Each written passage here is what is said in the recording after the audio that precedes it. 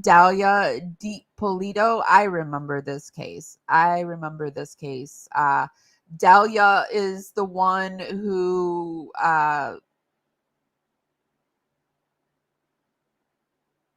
hold on. Yeah. Dalia is the one who asked a undercover police detective to unalive her live-in boyfriend. I mean, the police really did a number on her. It was a beautiful sting that they did. She fought it for quite some time. I really thought that maybe she wasn't going to end up going to prison, but ultimately she she did manage to get herself. Let me make sure that you're took you where I yeah, okay. Um so how Dalia Dippolito is managing prison life and her legal team's hope for a new trial. She was convicted in 2011 for solicitation to commit first degree murder. Big 2020 special. I would show it to you, but they would copyright strike me in an instant. Um, So Dalia Dippolito has been called many things over the course of her roller coaster legal saga: a monster, an evil woman who wanted her husband dead, a black widow. But her longtime defense argues she is something else entirely. Dalia is the most misunderstood woman in the United States. Really? It's not Sarah Boone? Her attorney told 2020 in a recent interview, the perception that people have in the world about Dalia does not equate with the Dalia that I know. Dalia is one of those people that got pregnant too. She thought that if she would get pregnant while she was waiting for her trial, that it would help her not have to go to prison. That's what I believe, at least. After 3 trials and 2 convictions, the 37-year-old is currently being held at the Lowell Correctional Facility in Marion County, Florida. Claypool began representing Dippolito after her first trial, and her defense then hopes to succeed at one last shot at getting her a new trial. She was never a career criminal. In fact, Dalia didn't even have a criminal record when this went down. I mean, she solicited murder. I mean, you don't have to have a criminal record to do that, do you? Do you guys remember this? I think this might be one of the more popular ones. So the police put her in a sting. She went to the gym while they went to the guy's house and got him out of there. She came home. They said, "Oh my gosh, he's been murdered. Do you know what could have happened?" And she put on the performance of a lifetime. And then they were like, we gotcha. So that's Dalia. Do you guys remember that one?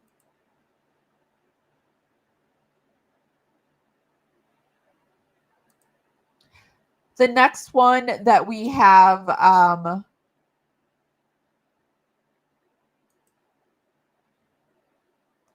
actually, that is all that we have. I wanted to move on with and talk about Lowell Prison itself. What time is it?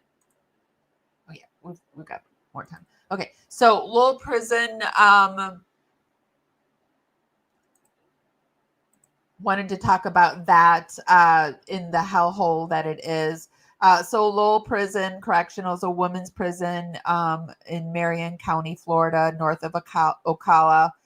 We talked about a little bit. I live like in Florida. Like I don't live in Ocala, but I live like in a few counties over.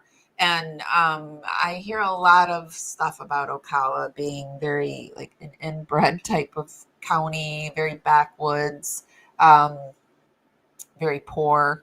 It opened in 1956 as the Florida Correctional Institution and was the first Florida prison for women. It houses community, minimum, medium, and close custody inmates. At the time it was open, Lowell was the only prison that housed solely female offenders in the state.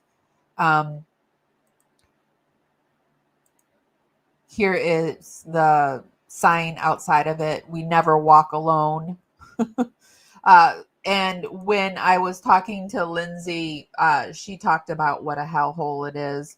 The only good thing she mentioned about it was the food, which shocks me. Still, I don't know why it shocks me that it's to shock you that the food is good. But then I always think, like, I'm a fussy eater. Is the food really good?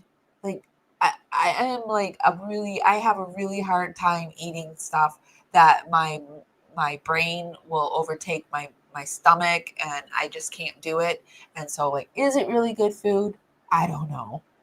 I don't know. I guess I'd have to hear from more people to really truly believe if it's good food.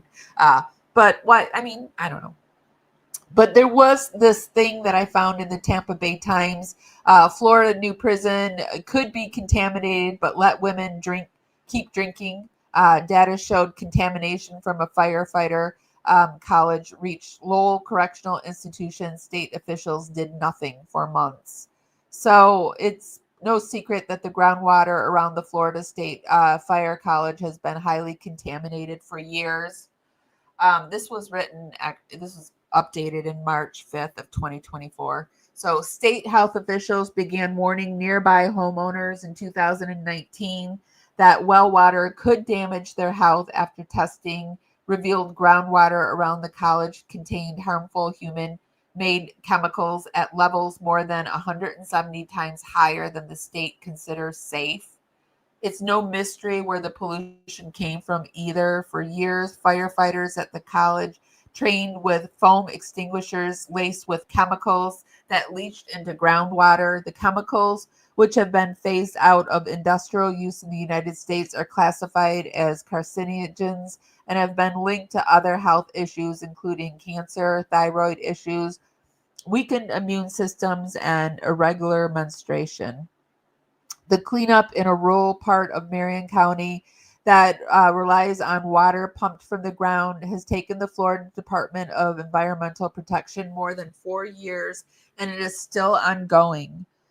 Contaminated soil has been removed from the college, and the state provided bottled water and money for filtration systems to homeowners whose wells tested above safe levels. But inmates at Lowell Correctional Institution, a 2,400 bed women's prison across the street from the fire college, say they weren't told about the potential risk in their tap water, even as state data showed that contamination had spread to the prison. State environmental officials warned the Florida Department of Corrections in a December 2022 email that the contamination was spreading south toward the prison and asked to dig a monitoring well on the Lowell campus.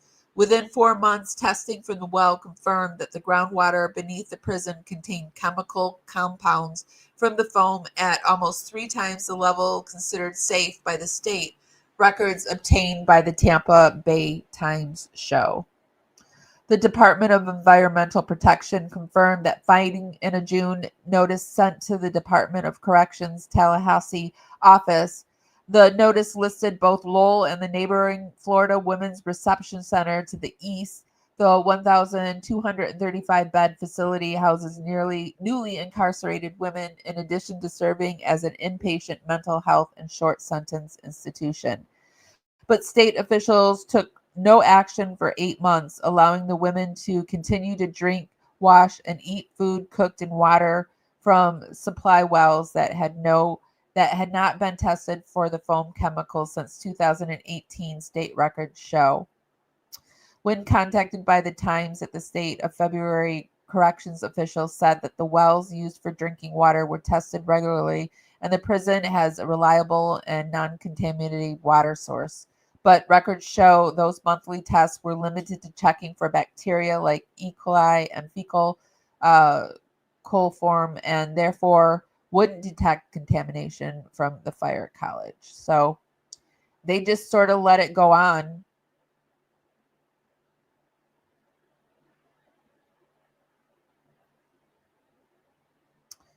Water safety became an issue when several women at Lowell filed grievances, fearing that the drinking water was tainted by the foam chemicals.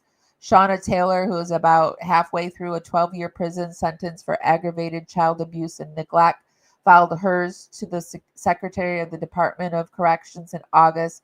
Please provide me safe drinking water and send me an outside medical specialist, she wrote. Adding to Taylor's unease was that she never saw guards drink tap water. She told the Times prisoners can purchase bottled water, but the $1.15 cost is out of reach for many at the prison who have no income. Her grievance was denied. I think they feel we deserve less because we're prisoners. That's because we're here. We don't deserve treatment and proper care, Taylor said.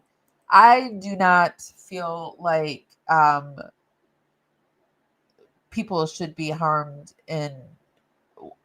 by drinking bad drinking water. So it is upsetting that they would do that. Not surprising to me that in our country that this would happen, but certainly not surprising. Dalia was working as an escort when he ordered her for a date. They married quickly, and so they did marry. I didn't think they married. Okay, so I'm wrong. They did get married. They married quickly, and she was refusing to give back the house, put it in her name. Yeah. Police knew that Dalia tried to set her husband by planting drugs in his car because of her record. Yep, she did that too. She's where she deserves to be, and she's a piece of work. Officers accused of inmate beating when left woman paralyzed, not charged nearly 3 years later. So there is beatings and grapes that are supposed to be happening at Lowell. Our Crisis in Correction series continues with a story of a former Florida prisoner who's now paralyzed after being beaten by corrections officers. The I-Team learned that while the state was paid out $4.65 million tax dollars to settle the case, the officers believed to be responsible for having beaten Cheryl Weimer have yet to face criminal charges nearly 3 years later. We traveled more than 400 miles to West Weimer in Fort Walton Beach at one of the few facilities in Florida that can provide her for extensive needs and accepts convicted felons. Weimer appreciates the little things like a few minutes of fresh air in a park away from her nursing home. This is a blessing. Weimer said when we met her, she hopes by speaking out, she can help prevent other incarcerated individuals from suffering at the hands of correction officers.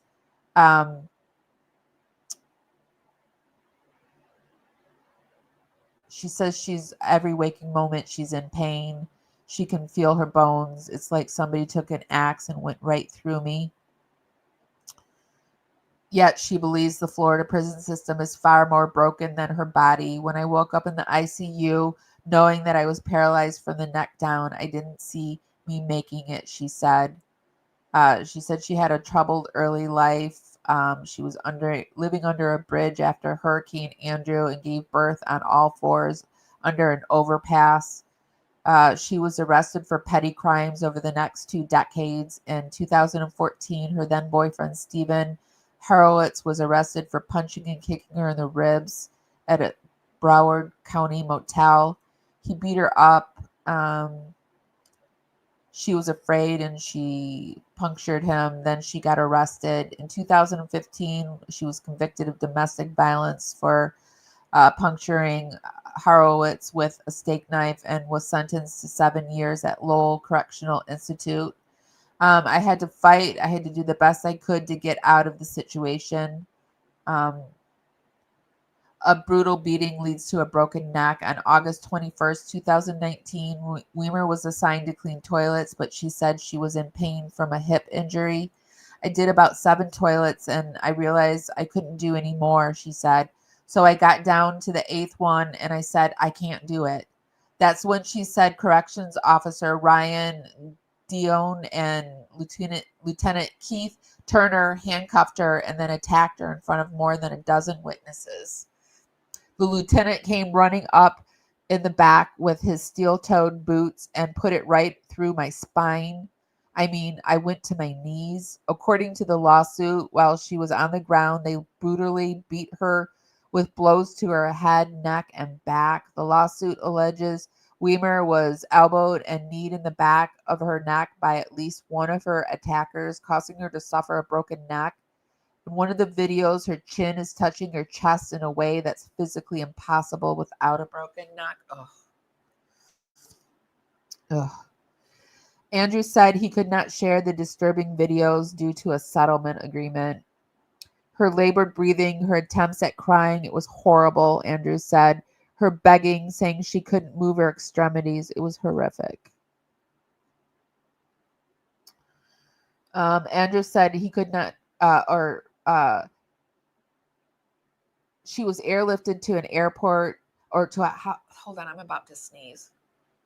Oh, it's stuck in my nose. She was airlifted to a hospital where she underwent multiple surgeries and months of treatment. Corrections officers have questionable past. Initially, the guards accused of assaulting her remained on the job despite their questionable past. Everybody covers everybody's back. You just sweep it under the rug and go about your business. Both Diane and Turner had records of violence towards women and girls. According to the lawsuit, Diane was arrested in 2013 for beating his then girlfriend, as well as biting her neck and head area. Good God. The charges were dropped when his victim refused to testify, allowing Diane to qualify for employment by the Florida Department of Corrections. The lawsuit also alleges Turner showed violent, threatening, and abusive conduct towards women based on dozens of inmate complaints against him. A DOJ investigation into the mistreatment of prisoners at Lowell said Turner was accused repeatedly of sexually abusing multiple prisoners. However, he remained in his position until 2019 when he was arrested on charges of actually harming two small people. They could have terminated one of the individuals for any of 10 different things that he had complaints against him for. Andrew said they didn't, and they gave him opportunity to be there and to do what he did to Cheryl. Transcripts show Diane and Turner asserted their Fifth Amendment rights more than 600 combined times during depositions. Man, I wish the sneeze would just come out. Ooh. In the affirmative defense, Diane and Turner filed within the lawsuit. They stated that their actions were not committed in bad faith with malicious purpose or in a manner exhibiting wanton or willful disregard of human rights or safety. Attempts to contact them were unsuccessful. The Florida Department of Corrections settled the lawsuit in 2020 and paid $4.65 million. And then this is the final thing that I have for tonight. I actually have more up, but we're going to have to end it here. I'll push over the next stuff to our next Sarah Boone because, I mean, I've got some good stuff. I've got Sarah Boone finding religion. I've got Sarah Boone, what happened to her dogs. I got her bestie speaks out. The judge says no new trial for her. There's just a lot of Sarah Boone. I could go on and on talking about Sarah Boone. But here we have a Florida women's prison staff accused of, and I can't say the R word, so we're going to be calling it graping from here on out. Graping inmates, other disturbing abuses. Ocala, Florida, a women's prison in Ocala has shown a long-standing pattern of abusing inmates, including rape and other actual abuse by staff. But the Department of Corrections has failed to protect Lowell inmates for more than a decade. A U.S. Department of Justice investigation found. The Lowell Correction Institute in Ocala, Florida's oldest and largest women's prison with more than 1,450 inmates overseen by Warden Stephen Rossiter. According to the DOC, it's also the largest women's prison in the country. On Tuesday, the Civil Rights Division of, when was this written? 2020. So this was 4 years ago. On Tuesday, the Civil Rights Division of the DOJ released a 36-page report detailing crimes committed against inmates and a pattern of discouraging prisoners from reporting abuse. What is happening? I have to sneeze and I suddenly can't read. According to the report, it's like all I can think about. I just want this dang sneeze to come out. According to the report, the Florida Department of Corrections has known about this pattern of staff actual abuse at the prison since at least 2006. A Miami Herald investigation in 2015 detailed complaints filed by prisoners between 2011 and 2015 saying women were repeatedly subjected to abuses. Many victims told the Herald they would often comply because they felt they had no other choice. The Department of Justice began investigating the facility in April 2018 to determine if the constitutional rights of prisoners were being violated. Throughout the 2-year investigation, investigators reviewed 108,505 pages of documents, made 4 on-site visits, and interviewed prison and FDOC staff as well as prisoners. They cited Miami Herald investigations saying the Department of Corrections could have taken action as the reporting was a result of DOC documents and public records requests. So, wow. It looks like the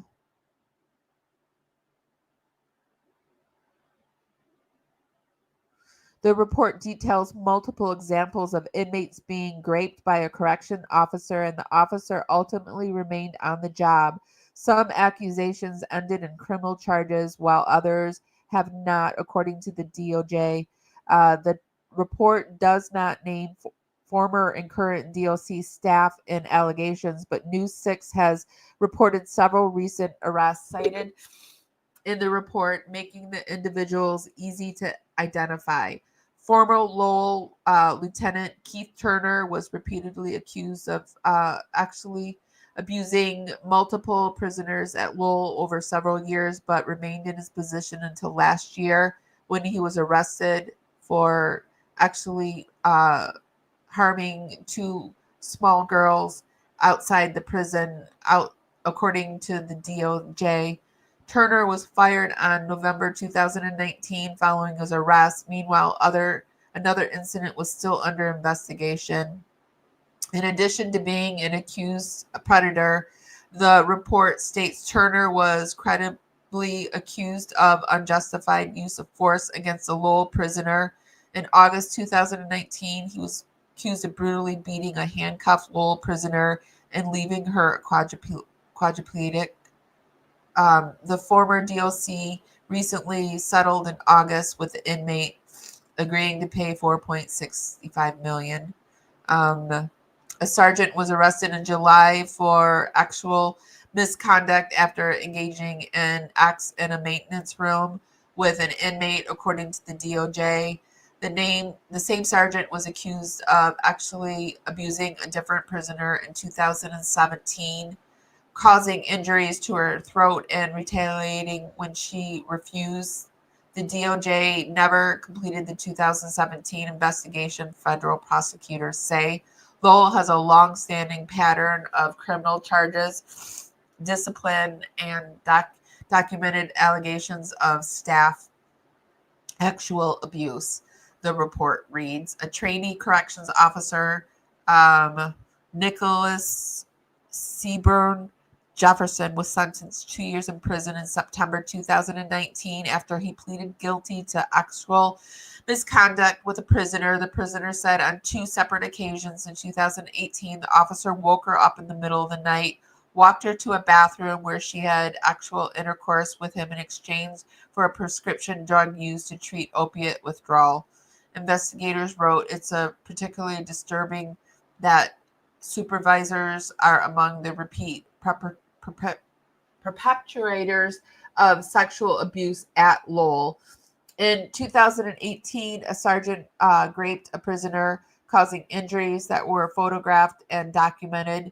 The same year, another inmate was raped between two buildings outside. Good gosh. Other inmates told investigators they are repeatedly groped and subjected to sexually explicit comments and harassments. Prisoners are often threatened with solitary confinement if they report abuse, the investigation found. Of 161 actual abuse investigations reviewed by the DOJ, 8 resulted in the arrest of an officer. I mean, 8? Good gosh. In several cases, officers resigned, and more than 24 officers were dismissed due to agency policy. So obviously it was more. The DOJ made a series of corrective measures for the Florida Department of Corrections and Lowell to take, including the way it handles actual abuse investigation. The Florida Department of Corrections released a statement to the Associated Press saying they have cooperated fully with the Justice Department investigation and will continue to do so. The state said it will share with federal officials the actions the prison has taken to address the serious concerns outlined in the review. Prison officials have a constitutional duty to protect prisoners from harm, including actual abuse by staff. Assistant Attorney General for the Civil Rights Division, Eric Dreban, said in a statement, actual abuse is never acceptable and is not part of any prisoner's sentence. And I will wholeheartedly agree with that one. Gosh. But do you see what I mean? Hell on earth in there. I can't even imagine. Team Dragonflies. I wish that the dragonfly emoji would show up over here on StreamYard's end, but it doesn't. It shows up as dragonfly. And Dragonfly is the membership program over on YouTube. I release all my videos early to the Dragonflies. We give a shout outs in most of the intros and outros. When we have merch, it will be at a discounted rate. It's just a way for me to support you and for you to support me. And it's $2.99 a month. It's always going to be $2.99 a month. I'll never raise it. So I would love to have you as a Dragonfly. We've gotten a whole bunch of new Dragonflies. We're over 50 strong now in our Dragonfly memberships. So welcome to all the new Dragonflies. And if you would like to subscribe, I will put the link down in the show notes, and we would love to have you. Let me see what you guys are saying. There should never be any men near women prisoners. Ridiculous. I know that seems like that should be the way, but I don't think we could get women. We would have to pay women quite a bit of money to be prison guards, and I think we're having enough problems keeping male and female prison guards. I can't imagine staffing an entire prison with all female guards, but it would be a nice prospect. But yeah.